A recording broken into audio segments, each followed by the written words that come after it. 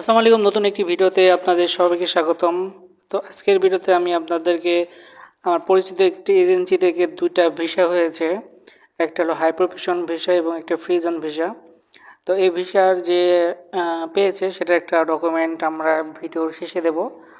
আর আলোচনা করব যে কবে আরব আমিরাতের ভিসা খুলে যাবে।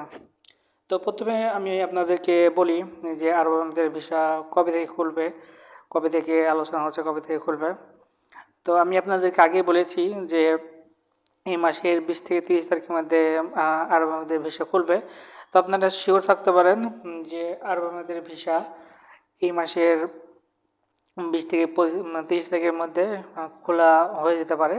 কারণ বাংলাদেশিদের অনেক ধরপকড় চলছে এবং বাংলাদেশের যে অবৈধ যারা নাগরিক রয়েছে তাদের একটি লিস্ট রয়েছে তাদের হাতে। তো এই লিস্টগুলো পেয়ে গেলেই কিন্তু বাংলাদেশের ভিসা চালু হয়ে যাবে।